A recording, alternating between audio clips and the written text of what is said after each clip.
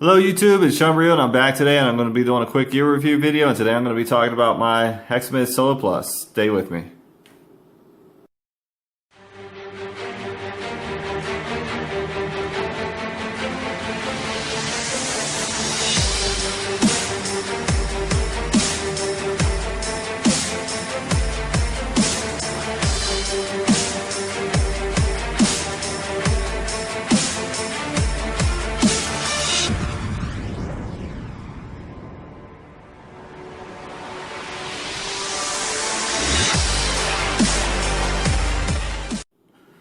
Okay, so let me just give a quick update for those of you guys that have been following my channel. I have upgraded my camera equipment, so the quality you're going to start seeing is going to be improved.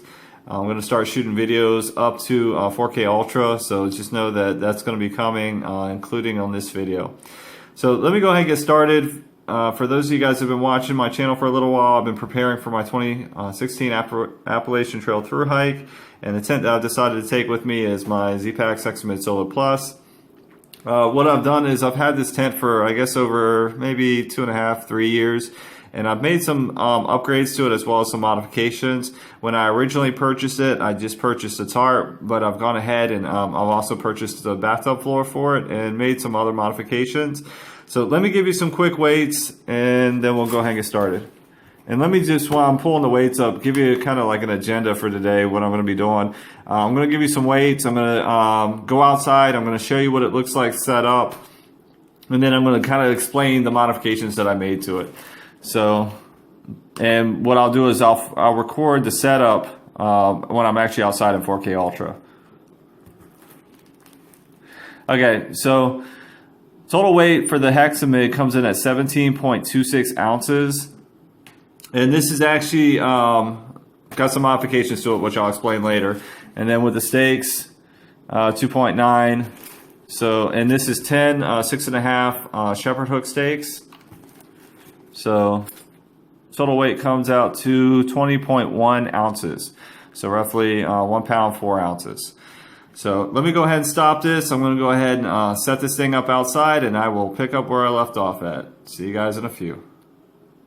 Okay, so currently I have my Hexamid in store mode, and I'm just going to kind of give you a quick walk around to show you that it's set up. Total setup time was a little less than 5 minutes with some of the modifications that I made, and I'll get to that in a second. If you saw my previous video, what I was doing before is I had a piece of polycro that I used for the floor, and then I have a Cedar Summit bug net, nano bug net, that I also did a review on that I use for inside. So let me go ahead and open it up. And one of the things I did too, let me show you. There's a piece of shot cord right here that's used for this beak right here. All I did was attach a piece of string on here. That way, if I'm under here, I can use that to pull on this. That way I can reach to this. Try and roll this up with one hand.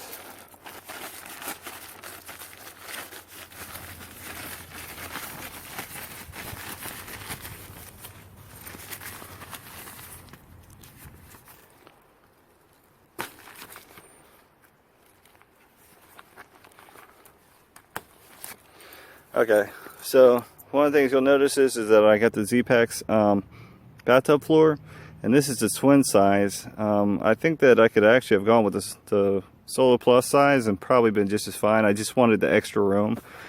So I did recently add that to this. And then, I don't know if you're going to see it, but here's the bug net that I put in. And I was able to attach it at all 4 corners. I'll show you right here. Also use the attachment point at the top here to attach it. And what I like about this, being able to do this, is that if I want to, I can attach it from here as well as these 2 corners and slide it all the way back to here, and then I have this opened up where I don't have the bug net if I need it. So if I just want more room in here without having the bug net in, it makes it easy to detach it but still keep the bathtub floor to it, versus using the Hexanet. Another thing that I noticed is that with this bathtub floor, this attachment point right here, what I'm going to do is I'm going to get another piece of, you can buy these loops where it's got Cuban fiber on it, and I'm probably going to attach one like somewhere around up here, so that way I can pull this up higher It seems to kind of sit low, and I have a little bit of concern about water spraying in right here, or if the wind hits it in the wrong direction and it filling up in here. So if I do that, it'll actually be able to pull it up a little higher and kind of close it off. So I'm going to order that and make that modification. So I'm going to pause this real quick and I'm going to show you what else I did. What else I did was, instead of using, this is a cord that the Hexamid comes with, or the guidelines that it comes with. I want to say it's 1.2 millimeter. I upgraded this to this, which is 2.0 millimeter. And I only put this in the 6 main stress points, and I'll show you that in a second. And the reason why is because I upgraded the tabs on the end of my Hexamid to cord lock 3s, and it was so that I could tension it, and I'll explain to you that in a second too. So if you notice that there's a difference in sizing, this is a lot thinner and this is a lot thicker. This also makes it so that this doesn't get tangled up as easy. One of the things I noticed about my Hexamid is that these would sometimes get tangled up, and this doesn't get tangled up as easy, so it makes it quicker for setup. Also using the line lock 3s. So let me show you what I did. 6 main stress points. You got one right here, you got one right there, you got one in the back, one in that corner, one in this corner, and one in this corner. And when I used to have to set this up, one of the problems that I would run into is, and it was my fault, is sometimes that I would just pick bad campsites or camp areas and not realize it until I had it almost all the way up, that there might be a rock here, or the ground might be a little too hard to get my stake in. And because there's no adjustment points on this, you just got to play with it and keep moving around until you can try and get it in a place. And sometimes that would create an issue with getting the pitch on this, or getting it tensioned right. So what I did was I put these line lock 3s in right here, because that way, once I put this in, I don't have to go in and readjust these like I've had to in the past. Even in Joe's video, you'll see where he puts them in, and then he's got to kind of go back around and redo them. Once I put these in, they're in, and all I do is I tension it right here, and that's it. So that saves for setup time. And same deal here. Just go in, and once you put it in, you just stake it where you can get it in, and then just pull it and tension it. And same thing there, same thing there. And then I was able to do the same right here. So, get it staked in, and then just go. Okay, so last thing I'm going to do is I'm going to show you how I take this down and how I can just leave everything set up the way it is. That also helps reduce setup time. So let me go ahead and do that.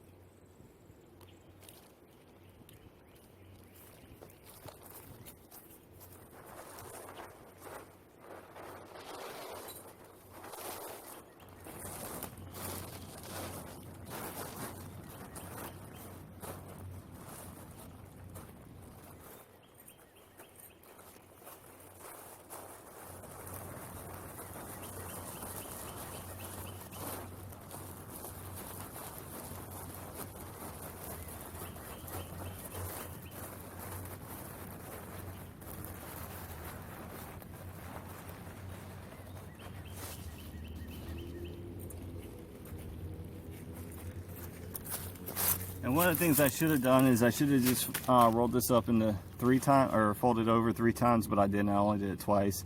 Would have made it smaller. So that's it. Show you a quick takedown.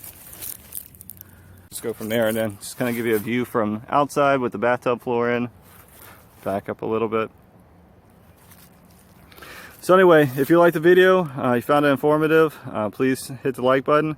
Like, share, and subscribe. This is Sean Ryu. As always, thank you for watching. Moving like the speed of sound.